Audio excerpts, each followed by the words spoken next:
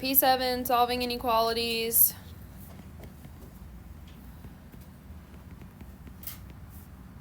Algebraically. And graphically. And pretty much as short as your notes were is about as short as this section is. There's not that many problems in this section, so I'm going to work through a few examples and then y'all can have at it. It's pretty easy. So the first one, solve the inequality algebraically. Write the solution in interval notation and draw its number line graph. So basically, we're just writing it in 3 different notations. So number 2, I have the absolute value of 2x minus 1 is greater than 3.6. So you may or may not remember from the very beginning of Algebra 2, like 1.6 or something like that. But we did absolute value inequalities, and so when you have that, the first time you copy it down exactly just without the absolute values. So 2x minus 1 is greater than 3.6. The other option then is we flip it, so it'll be 2x, I don't know why I wrote it that high. 2x minus 1 is less than negative 3.6. So we flip the inequality and we change the sign on the numbers outside of the absolute value.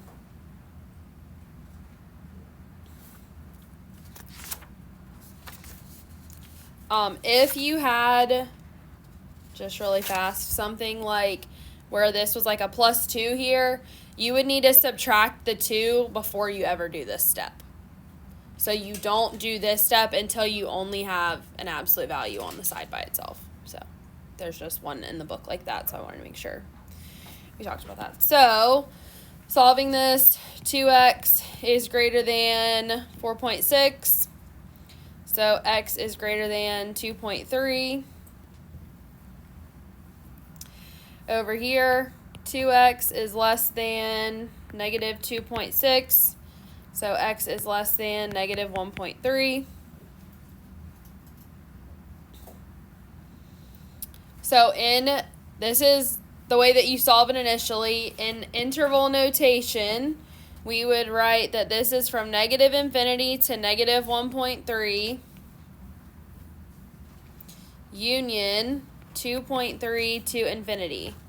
Because x is less than negative 1.3, so that means it falls in this range over here. Or x is greater than 2.3, which would fall in this range over here.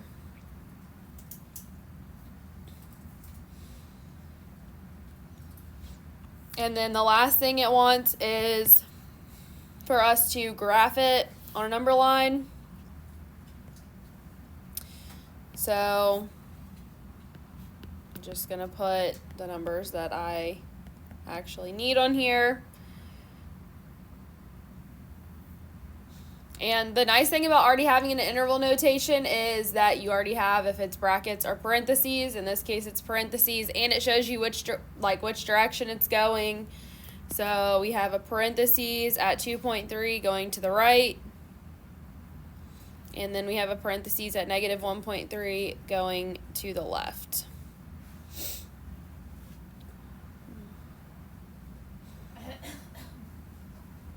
So these ask for a lot of different notations. Make sure you don't leave one out.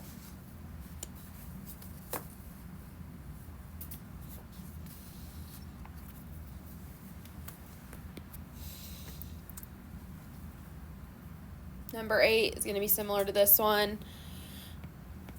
The absolute value of x minus 5 over 4 is less than or equal to 6.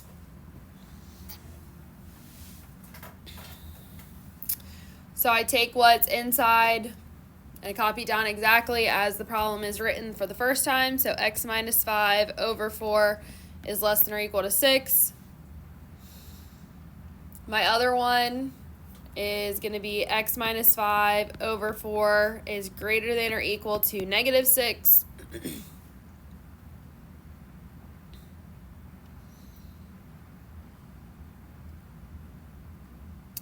So then multiply by 4, I get x minus 5 is less than or equal to 24. Add the 5, x is less than or equal to 29. Over here, I am multiplying by 4, so I get x minus 5 is greater than or equal to negative 24. Add the 5, x is greater than or equal to negative 19. So this is going to end up being an and type problem because x is going to be between those values. X is greater than negative 19, but it's also less than 29. So my inequality written correctly is going to be negative 19 is less than or equal to x less than or equal to 29. So there's the first part of what I'm looking for.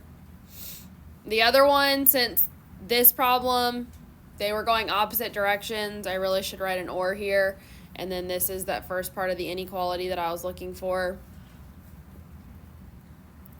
So now I can write this in interval notation. It is or equal to, so that means I need brackets from negative 19 to 29. Close off the brackets. And then for the graph, I'm going to have on here from negative 19 to 29, brackets going toward each other, and fill it in. So I'm looking for all three of those things on those problems.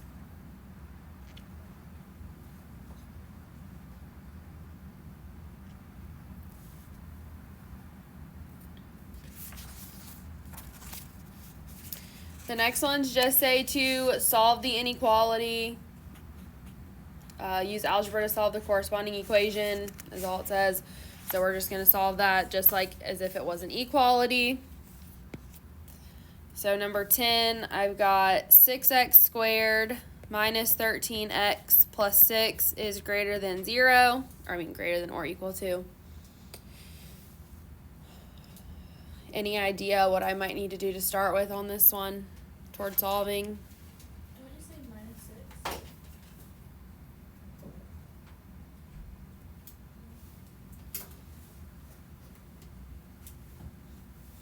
If you didn't have this, what would you normally do with a problem like this? Factor. So how would I factor that? Make a t-shirt. That's what I do. I don't do it that way, but if that's how you do it, that's totally fine. So what would my factors be? Factors of 36 that add up to give me negative 13 would be what? 4 and 9.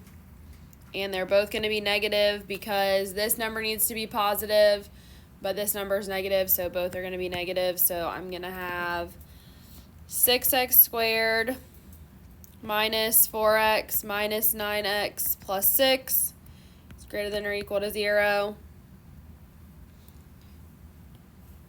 Factor by grouping. Take out a 2x, leaves me with 3x minus 2.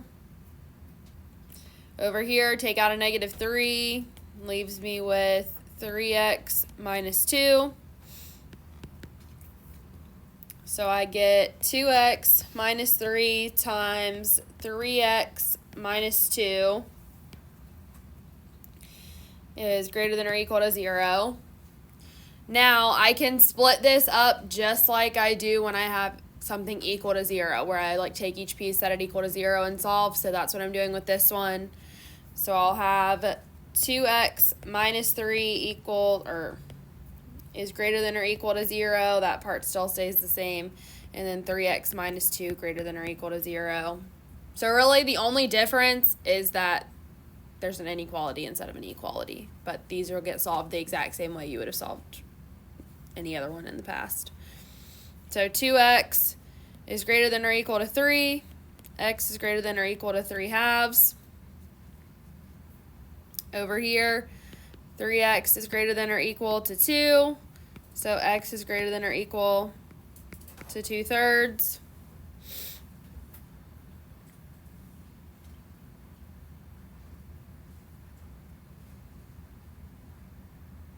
And that's all you have to have for that one.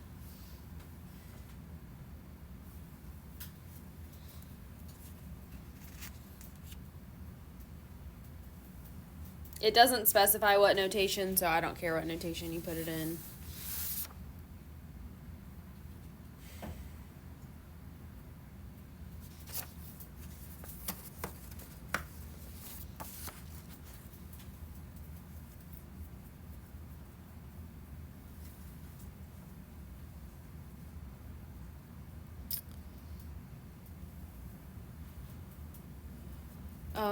Let's look at 16. X cubed minus x squared minus 30x is less than or equal to 0. Any idea what I might need to do first to proceed with this problem? Divide it by x, like to get what x is. So I'm going to take an x out. I can't technically divide because then I would be Yeah. completely getting rid of it, but yeah. So x times x squared minus x minus 30. So now make sure you don't lose this x that's out here in front. That has to go all the way down with us. But now I need to factor the inside of this. So what does this middle part factor into? Or what are my two factors? 5 and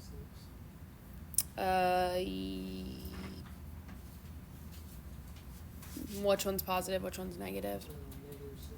Yep.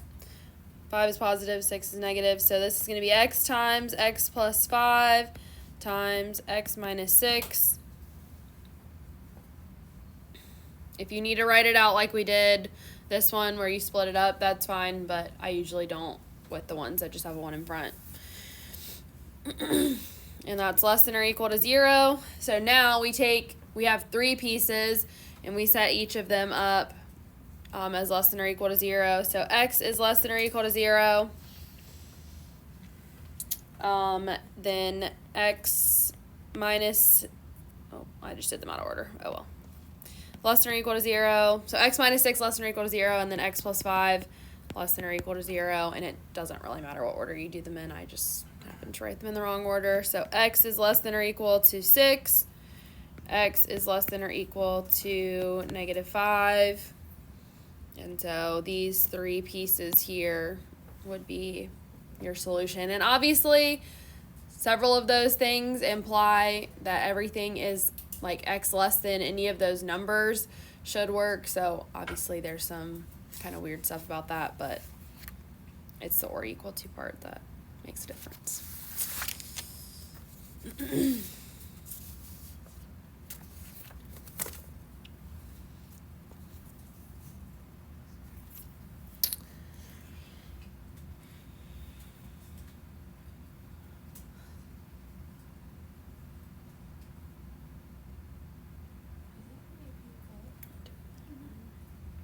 All right, we're going to do one word problem, and then that'll be it for this section. And we're only doing, or never mind, we are doing the whole thing. I just can't read. So this is a projectile motion problem, so this would be like a physics type problem. Number 34. It tells us a projectile is launched straight up from ground level with an initial velocity of 272 feet per second. So v sub I, or sometimes you'll see this as v sub 0, depending on what you're looking at. In physics, I use v sub I. But that is initial velocity is 272 feet per second. Okay, so basically we have like a cannon here, and it is launching something straight up in the air. So that's what's happening. So part A tells us that, or wants to know, when will the projectile's height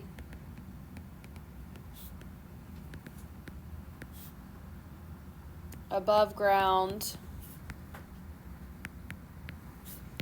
be 960 feet.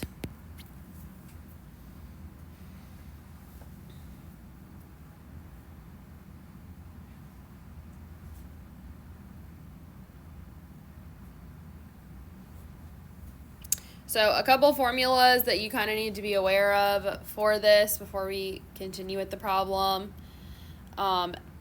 S represents position. And the formula for this would be negative 16t squared plus v sub I times t plus s sub 0, which is just the initial position.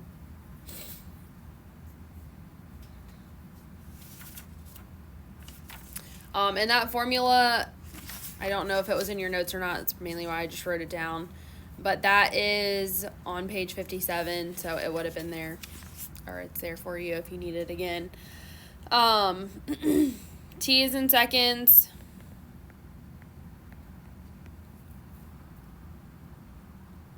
V sub I is velocity. This is initial velocity.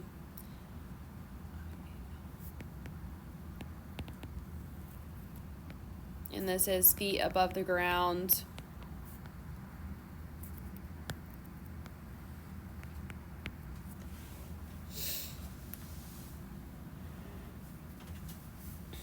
Like initially.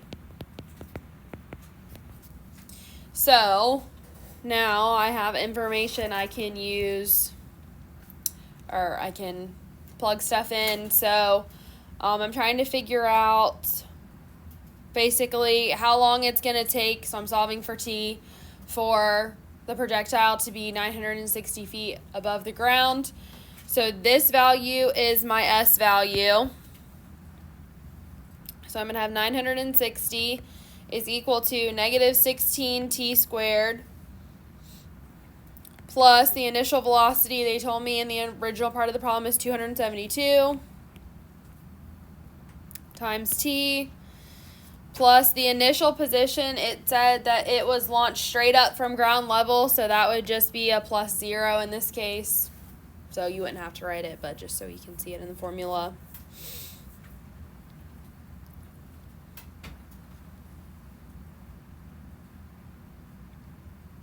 So I'm going to move this 960 over here and have the whole thing equal to 0. So I'm going to have negative 16t squared plus 272t minus 960 equals 0. You may or may not recognize this, but you can factor out a negative 16. Typically, they're going to give you something that you can factor out, so it doesn't make it like insanely hard because they want you to be able to factor it to like hypothetically be able to do this without a calculator. So always check and see if you can. I've worked this one out, so I know that I can. So when I do that, I'm going to have negative 16 times t squared minus 17t plus 60 equals 0. Now, when I have 0 on the right side and I have a number out here, I can just divide the whole equation by negative 16 and it's going to go away. So this part is just going to go away with that 0, and I would be left with t squared minus 17t plus 60 equals 0. If this was a variable, I could not have done that, just to be clear. So I need to factor what factors of 60 add up to give me a negative 17.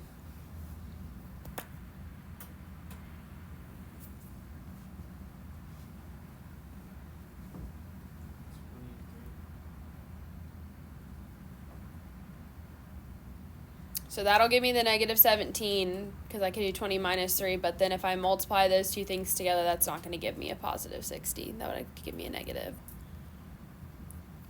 Any other ideas?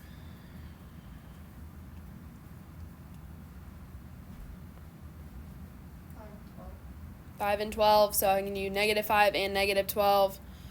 So t minus 5 times t minus 12 equals 0. Split it up, t minus 5 equals 0, so t equals 5, and t minus 12 equals 0, so t equals 12, and that would be seconds on both of those.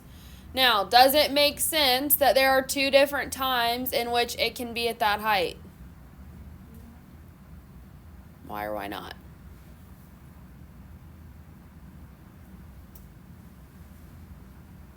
Yes. Why? Because it has to go up and it has to go back down. Yes, when we know about gravity is what goes up must also come down. So, essentially what's happening is we have this projectile that's being launched, okay, and it's going to go up and it's going to come back down, and somewhere in here, I'm just making this up arbitrarily, is the 960 feet mark. So at 5 seconds, at t equals 5, it's there. It keeps going up and then it starts coming back down, and so again at t equals 12, it's at that height. So that does make sense. So it's 5 seconds on the way up, and then 12 seconds it hits it again on the way down.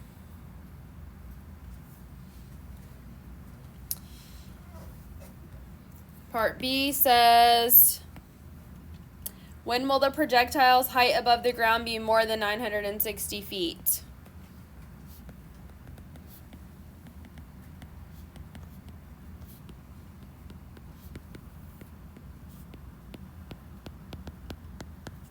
Any ideas?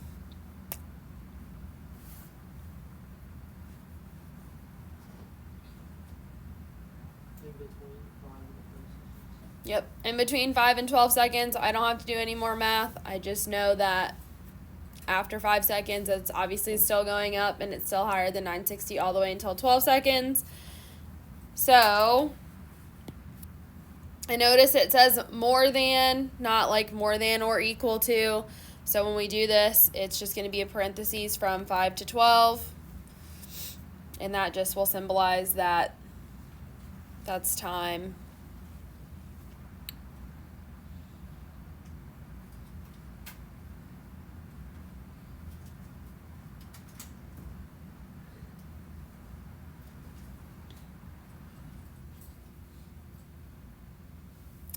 Then part C says,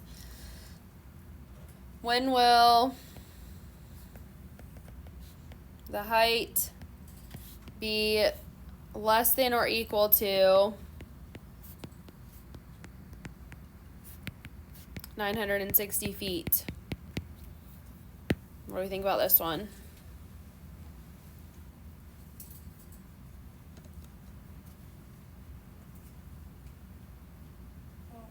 On the way up. So like the 960 threshold.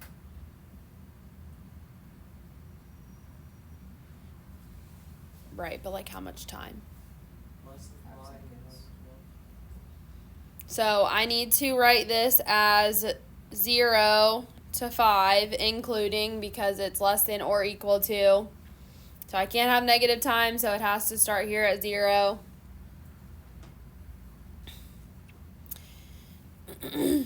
Or, how much time is occurring from here to here? 12. How much time is this range right here? 12 seconds. 5 5 seconds. seconds. So it's going from 12 included to what? 17. Some people like to say infinity. It would have hit the ground well before we got to infinity. So make sure you note that. And you can infer that even though it doesn't tell you. Well, you could do it mathematically and figure that out. But you can infer that because it took 5 seconds to get here. It should also take 5 seconds to get back down. Now, in terms of physics, may or may not be the case. But for the sake of this problem, that is the case. Any questions on any of this? Okay, not too bad, right? Then your problems are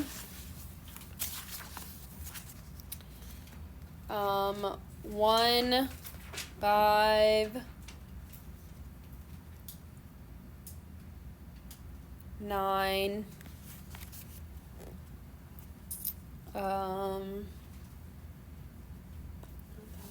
and 33. So 33 is going to be very similar to